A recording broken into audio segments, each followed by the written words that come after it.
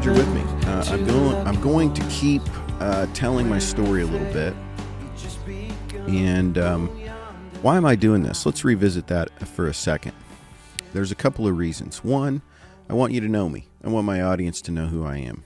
And it's important to be vulnerable a little bit from time to time. You got to be honest. You got to be honest with yourself and others if you really want to grow and move forward. And one of the ways that you can learn the truth about yourself is to tell your story. Now, your story is going to come out a little bit wrong every time, but the more you tell it, the closer you get to the truth.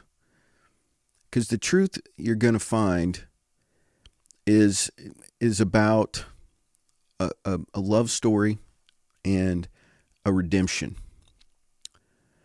And at first, when we're telling our story, a lot of times it sounds like a tragedy where the world has just beat us down and beat us up, and or maybe it sounds boring, like nothing's ever really happened to me that's exciting, or maybe you feel like you've been sheltered and haven't experienced very much life. But the truth is, a lot of life is found inside of us, and it's found internally, and we're exciting people, all of us, to know if we allow ourselves to be known. And so I'm trying to provide you a model a bit here with this as to how to tell a story. And it's good for me. It actually helps me to think back over my life course, and it helps me make sense of it. And it's sort of like each time you tell it, it's like editing a term paper or something. It's like you have this draft of a paper, and you tell your story, and you kind of look at it, and you're like, well, let's move some things around. This doesn't quite fit. I'm seeing this differently now. And you kind of keep doing that, and eventually you end up with a tighter and tighter version of your life history. And when you can get around some other people and let them speak into your story, in other words, you put some of it out there, and your close friend who you trust and love says, I don't think you got that quite right. I don't actually think you're as much of a victim there as you think. I think you had some accountability there. Or, you know what? Hey, you're defending somebody right now that really crushed your heart. And you don't have to do that. It's okay to be angry, whatever the case may be. But you get somebody around you or a group of people, and they can help you understand your life trajectory. So that's why I'm doing this. And I believe it actually has the power to save lives. If people told their story, lives would be saved. If people would open themselves up to communication, there are some people that would not go through with it. And there are others who would be inspired by those stories and who would strike out in different directions and make the world a better place than they might have otherwise had they not heard those stories. I mean, what are we protecting anyway? I mean, we're all going to die, right? And not very long, like all of us. I mean, it's the Buddhists say it's like once you get comfortable with dying or accept it, then you can start living for real. And it's like we're all protecting this thing inside, and it makes sense. I have a lot of empathy for it. I think a lot of it's survival based. If we're honest about who we really are, then the tribe will reject us, and we'll be out in the cold. They'll kick us out of the cave, where there won't be any food, carcasses or berries that were picked, or whatever it is in that cave, and you're going to be exposed to marauding foreign tribes. They might rape and pillage you. And so we have this profound instinct to stick together and find people that are like-minded. And one of the ways that we stay safe is we just agree. We just agree with the people we're around, and we don't make waves. We don't rock the boat. But oftentimes what that does is it puts us in a position where we're not being totally honest with others about who we really are, about what we really want, about what we really think about things. And that has the side effect or the direct effect of crushing your soul. I mean, that's what it does. Gradually over time, you become more and more of an automaton. You become less and less interesting and have less and less to offer the world around you. You become a lemming. You become a sycophant. You become stamped out of a mold. And it's time to break out of that for us as a people, for us as individuals. And we can do it. And it's not impossible. We have strong urges not to, but we can overcome those, especially when we consider the potential benefit of doing so. So here I am, just a country psychiatrist in the middle of flyover country. Humble beginnings from a little town in Missouri off I-29 in between Omaha and Kansas City.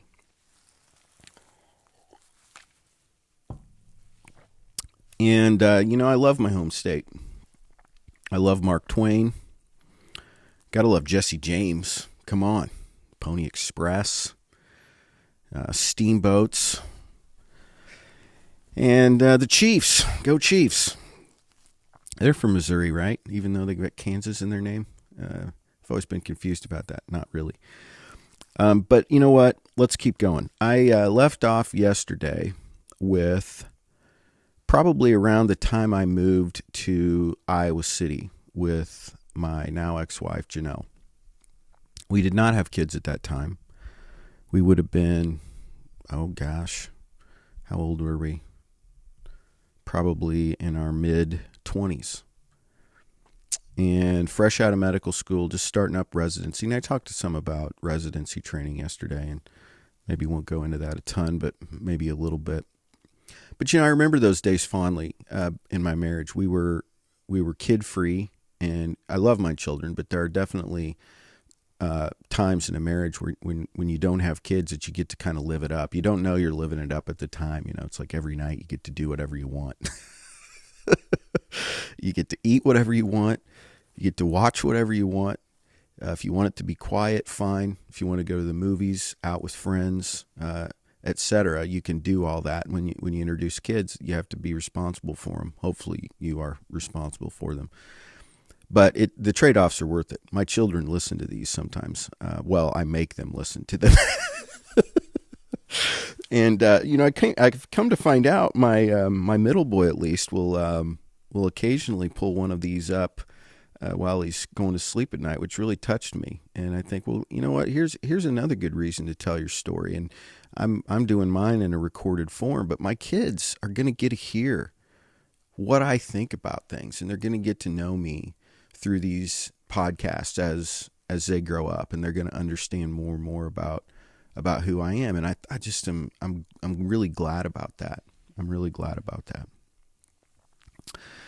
So we moved to Iowa City. I've never lived anywhere but in a college town or my hometown. I went to Lawrence, Kansas, medium-sized college town, and then I went over to Columbia, Missouri for another 4 years, and then up here to Iowa. So all I know is college towns, which is fine. It's a good way to live. There's a lot of culture in a small area. You can get anywhere in 10 or 15 minutes. There's plenty of good restaurants. There's good sports. There's good entertainment and arts and music, and it's a good lifestyle in a college town. And it's been a great place to raise kids. There's a lot of people that are focused on academics and learning, and that's a valued thing, learning. And it's just, and you get a nice cross-section of people because the university draws in people from all around the world, and you get a lot of exposure to different worldviews, ways of doing business and such. So I really appreciate that about my town, and it's one of the reasons I've stayed here in spite of the winters. And I dream of a day when maybe I can live somewhere warmer, or maybe I can treat my patients over the internet or something. sit poolside. Well, tell me about that, Mrs. Johnson. No, I understand I'm in swimming trunks right now. Don't let that throw you. Continue to tell me about your pain. I'm not sure. I'm not sure if that would fly. Or I could be like the anchor man with no pants on. But I digress once again. It's one of my most finely honed skills is digression. But back to the story. So we had a good marriage at that point in time in some ways. And we were young still, and we were working out a lot of our emotional baggage, and we were going through a process that's commonly called differentiation, where you really break away from your family culture and you begin to strike out on your own and become your own person. It doesn't mean you reject your family, but maybe you ask yourself, hey, what do I really think? Not what I'm expected to believe within my family structure or my community, but what do I think about things? I'm new in this town. Nobody knows anything about me. I don't have to be anybody to get along. And who am I? What am I all about? And you got some decisions to make, and it's a good thing. It's a little scary, and I think that's one of the reasons that sometimes people don't want to leave their places of home. And look, that's not a criticism either. There's not a thing wrong with staying around where you grew up. It's perfectly fine. In fact, I used to think I was going to do that, but there are some disadvantages. I will be honest with you, though. There are some disadvantages. You do miss out on some exposure to other ways of thinking and doing things. And so I think maybe if you have a chance to leave and then come back, that can be a good way to expand your horizons. But it's a bit scary to strike out and figure out who you are. So one of the biggest parts of our social life when we moved up here, we were well, who am I kidding? I mean, our marriage was hard. I mean, it was hard all along in some ways, but we found a church, and we were looking to that church, I think, heavily to help us with our marriage, to be honest with you. We were looking for other couples that could mentor us, and we were looking for ways to do it that were different than we knew. We knew that our ways were not getting us very far in certain areas. And so we wanted help, and we thought the church was a good place to go for that. And they were great. There were a lot of married couples there that were really good mentors to us, and we'd get in groups with them, and they'd listen and pray, and we'd talk it all over. And that was very helpful. And I think that was a major part of the reason that our marriage was able to survive the length of time that it did. It was also intimately involved, ironically, I think, in the downfall of our marriage. I think one of the risks when you get into a community and you make them, if you're so tempted to make them your all in all and kind of everything, your social group and your faith, and you spend all your time and a lot of money and you focus heavily on that, and it lets you down in any way at all, that could be very jarring. And that was somewhat my experience. And I it's not exactly the church's fault. It's nobody's fault. It's just what happens when we make any one group all powerful in our lives. And so that's a caution. I mean, this could be your family, this could be your work, this could be your group of friends, this could be your church, it could be the club, the Masons, the Elks, the VFW. I don't know. Just anything that you look at and say, well, this is the highest truth. What these people think of me. That'll get you into trouble. And I'll elaborate on that a little bit later. But certainly when we were coming out of medical school and the difficulties surrounding that time period, the church was very helpful. And I was going to residency there at the University of Iowa Hospital. Big hospital, great place to learn.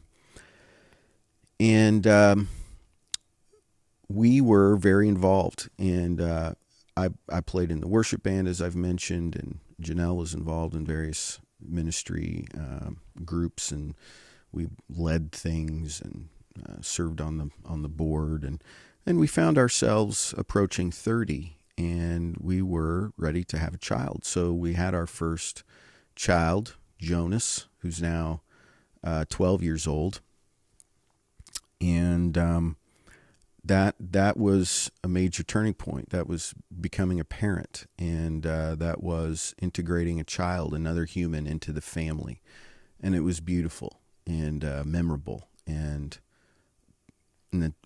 one of the greatest things that's ever happened to me. And most parents say that. I mean, watching your child be born and then having them laid in your arms, and just watching them grow up, and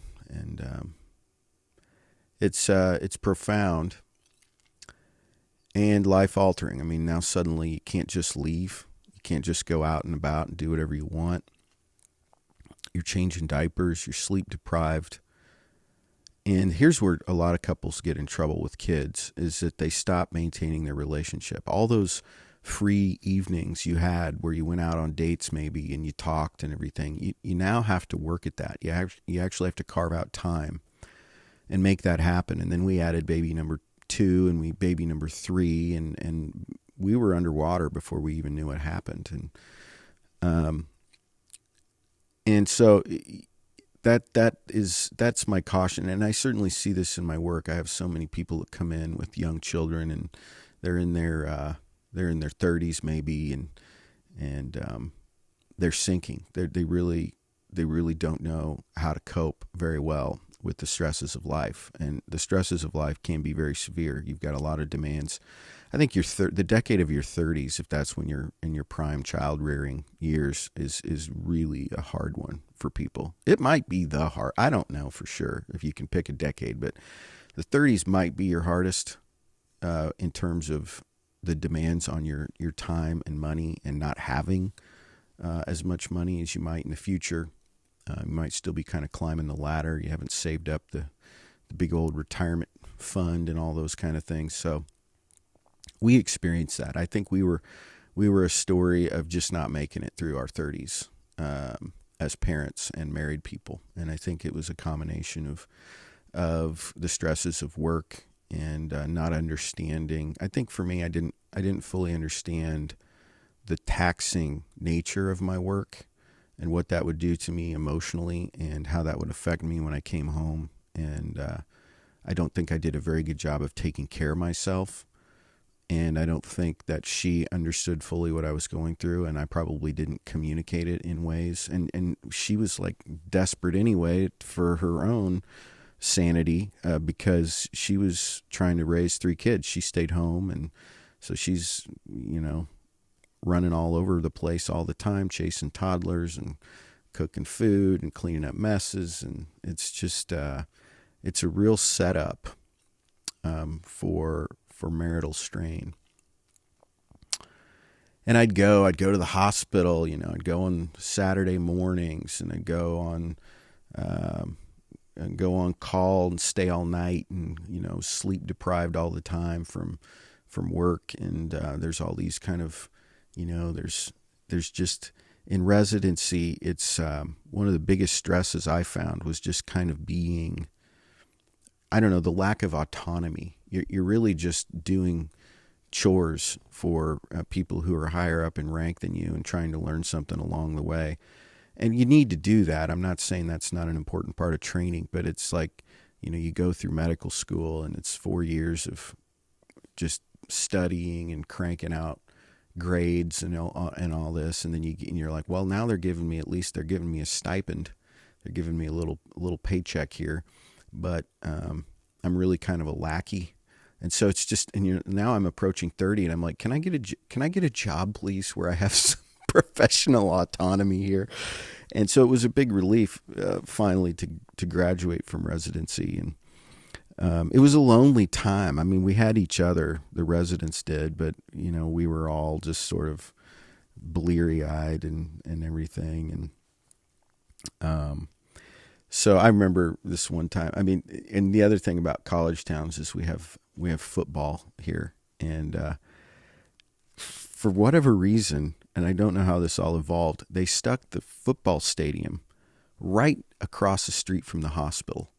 And so there's no parking for anybody, for anything.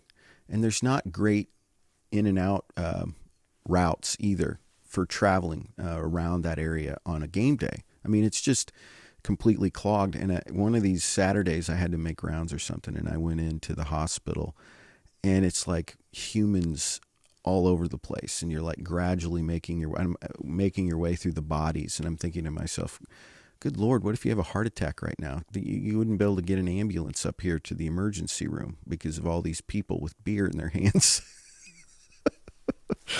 And so this day I rolled into the hospital, made rounds, and I got home, and I was hearing this funny noise under my car. And I'm like, oh, great. There's a car repair probably. So I got up there under the front, and there was like all this trash and wadded up beer cardboard under my bumper that was dragging on the ground that I had picked up along the way, driving up around the stadium and back home. And in fact, I went into round that morning, and there was like people in the hospital, in the main drag through the hospital there, with beer in their hand, just like walking around, like kind of tailgating inside there a little bit. And I'm like, there's people dying of cancer upstairs. I don't know if you're aware of that, but like, babies in the ICU that aren't going to make it another day or two, and maybe you should take it outside. But that's my soapbox. But we do the best we can here, combining the Iowa Hawkeyes and saving lives. They don't always, they're not always compatible with one another. But yeah, that's what makes a college town, right? So starting a practice, that was another thing. I got towards the end of my residency, and you're like, well, what am I going to do? Am I going to be an academic physician? Am I going to work in an academic hospital like this and take a salary and do research and teach and do all that sort of thing? Am I going to go work for an agency like a mental health center that serves lower income clientele? Am I going to work in a prison doing forensics? Am I going to be evaluating people if they're competent to stand trial and things like that? Am I going to work in substance abuse? Am I going to work in child psychiatry as an option? And ultimately, I chose private practice. And the reason is mostly autonomy. That was really important to me, and I kind of wanted to be my own boss. And I knew I liked patient care. I didn't think I would enjoy research as much as face-to-face interactions with people. And so it seemed like a natural fit for me. And I didn't know any better. And so I opened my own, oh yeah, I guess I'll just open a business. But we made it work, and there were some real kind of, a whole different set of learning experiences that you have to go through when you're a business owner and a physician at the same time. And trying to make ends meet and figure out what to pay people and buying furniture and wall hangings. And, it's just all those little things, devising your legal documents that you need for people to fill out, and how you're going to do your records. Are you going to keep a chart on paper? Are you going to bring a computer in and do an electronic record? And where am I going to get my script pads printed? What kind of ballpoint pens am I going to order? Which kind of, it's just on and on. And, but I had some great people. I just was blessed early on with some really fabulous, support staff and coworkers. And so it was great. It was fun. It was getting off the ground, getting off the ground was sort of this, group effort. And I think we all felt ownership. I'd like to think we all felt some ownership in that happening and building something together. And the practice just kind of grew. And the way I set it up was that if therapists and other psychiatrists or providers of any kind in the mental health industry wanted to work side by side, that they could come on into the practice, and we had a legal arrangement that made that possible. And people were looking for a place to set up shop, and they like to be affiliated with a psychiatrist because it produces referrals for the therapists and such. And so we had a lot of therapists come in and join up, and then some other psychiatrists as well. And eventually we outgrew our first little office space, and we moved on up to a bigger building north of town, and that's where we still are. And we're still kind of growing. We're expanding, and there's just seemingly a never-ending demand for mental health services. So, but I think that practice, it was also hard on the marriage, as I've mentioned. I think that all of the things that go along with being a new business owner and a physician who now suddenly, and I'm 31 here, and I've got a new baby, and I'm still young. I mean, really pretty young in terms of the grand scheme of things and exposure to life. Some would argue that I still am, and I am compared to a lot of people that I know in terms of how much life experience they've had.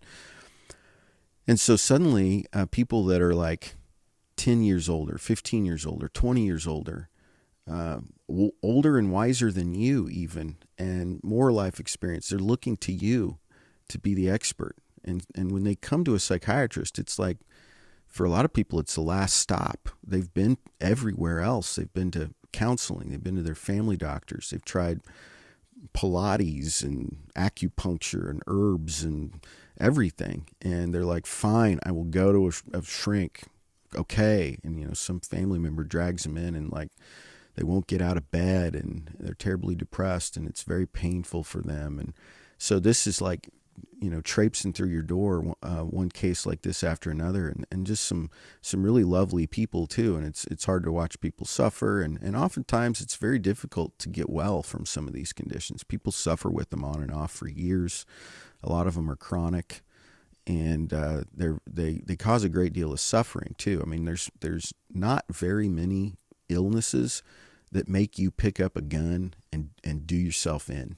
I mean, if you think about it, depression is so painful that you're oftentimes ready to die, but nobody can see the pain. I mean, it's like if you've got a cut on your arm or something, you could say, well, that must hurt, but depression's invisible to the untrained eye, and it's so painful, and it's sort of like working with that crowd can be really rewarding, because some people do get well. And we have a lot of good treatments, which is great. And you kind of, I did at least, you sort of sink yourself into learning about these medicines and how to combine them, and, try to treat people creatively using the data. But then, you follow the instructions that they taught you in school, and it still doesn't work. And now you got to figure out how to take responsibility. That's the other thing, in residency, you're going to be graduating in a year or two or whatever, and somebody else is going to be inheriting this patient from you. But you get out in private practice and somebody shows up at your door, and now guess what? They're your patient now for an indefinite amount of time. They're your responsibility in the ongoing future. And so that's a pretty big shift too, where it's like, well, if you swing and miss, you got to keep swinging. Maybe you miss 14 times, and maybe they get frustrated and take their treatment elsewhere. And, and you're trying to kind of build a reputation in town, and sort of, be attentive to people's phone calls and the needs of the family doctors that are referring you patients, and the other therapists in town that are referring you patients. And, thankfully the University of Iowa was very kind, and they sent me a lot of their spillover too, because they just have way more that they can handle also. But it definitely worked. It worked to make a living, and it worked to satisfy my desire to be an autonomous professional. I mean, you're still always going to be beholden to somebody. There's no such thing as a person without a boss, because you're ultimately your patients are your boss, and then there's a medical board, and there's attorneys, and there's the IRS, and there's all these forces that still kind of hang over your head and have a very strong influence in dictating what you do every day. So, then in walks this character called Jesus, and he's like, well, what are you going to do for me? You seem like you're pretty busy down there. And you're like, well, I'm doing it for you. He's like, well, kind of you are, but you're really pretty much thinking about yourself. And so that was hard to hang on to through some of that. And I tried to kind of, even though I was involved in a church and actively participating, there were certainly a lot of cynicism that was evolving inside of me as I watched the amount of pain and suffering in the world, and felt somewhat powerless to do much about that. That's hard. Freud was kind of he was pretty anti-God, and there was one of his writings, he said something about, if there is a God, I'm going to wave the bone of a dead child in his face and ask him why, and that sentiment I understand well. I really do. But, you know what? Life is kind of like that trip to the hospital there with all that trash that got caught under my car. I mean, you go about your business and you do your thing, and sometimes there's a lot of obstacles, and sometimes you get some crap stuck under your bumper, and it makes some noise, and it drags, and it's not pretty. And that's the thing about the good Lord, is he's in the business of taking that away, of wiping that clean and pulling that out from under your bumper, so to speak. And then he goes ahead and waxes your car. He details it. He makes the tire. He gets that foamy stuff for the tires. He puts the bug juice on there and gets that all off your headlights. No, God is not in the business of detailing your car, but he is in the business of detailing your heart. And that's what he does, is he goes in there and he finds all that cynicism and despair and hopelessness, and he scrubs it off. He cleans the inside of the cup.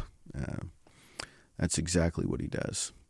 And we clean the outside of our cups. That's what we like to do. We like to shiny up the silver on the outside and say, look, I'm fine. See, I'm shiny. Look at my wardrobe. Look at my fillers. Look at my Botox. Look at my facial cream. Now, listen, it's fine. Take good care of yourself. But my point is, we get so focused on this outside appearance thing that we totally lose sight of where true beauty resides, and that is within. Come on. I mean, it just is. I treated so many people that were down and out and destitute and didn't smell good and were in worn out clothes and didn't have a dime to their name or family or anything else. And you know what? I love those people. And they're oftentimes some of my very favorite characters that I've met on planet Earth. Many come to mind. And, walking onto a psych unit and having a patient there that's just really struggling and maybe so delusional that they don't even know who you are or where they are or if the CIA is in the bushes or not or whatever, but they're glad to see you and they're thankful that you're there to help them. And that feels really good. And boy, I'm just really thankful that I've had a chance to and continue to have the opportunity to interact with such a beautiful crowd of people in the form of my patients. And it's definitely been life-altering for me. Well, I think that's a pretty good place to stop. I mean, the rest of the story is I get divorced. I go through a period of grief and getting back on the horse. And I've talked a fair amount about this particular period of time in my life in some other podcasts, so I'll just kind of gloss over it here. But looking back over these 3 episodes and thinking about where I've been and where I am now, what I can say is that I've been through a lot of heartache, and I've become a connoisseur of that heartache in many ways. And what that means is I've learned how to talk about it. I've learned how to taste it and share it. And I've learned language that I can use to describe it. And I'm not afraid of it anymore. It's an acquired taste. When you first start drinking coffee or really good whiskey or something like that, it's like you don't always particularly enjoy that flavor. But after a while, it grows on you, and you appreciate all of its nuances and its subtleties. And our pain is like that, and so is our joy. I don't want to just talk about pain, because joy is similar in this way, that you learn how to taste these really deep, good feelings too. And the pain and the joy, they can coexist strangely. Happiness is superficial, but joy is solid. It's rock solid, and it's deeper, and it's the real prize, joy.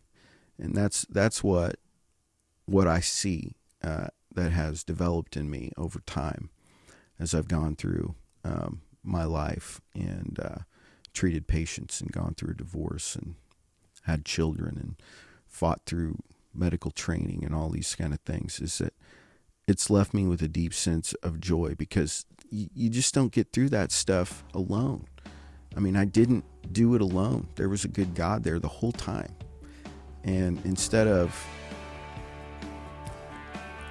the road to despair and cynicism, he's lifted me up into the world of hope and joy and love of my fellow man in ways that I don't and can't take responsibility for myself. So, hey, thanks for listening. That's the end of this series. I'll probably take tomorrow off and get back with you. So have a great weekend, everybody.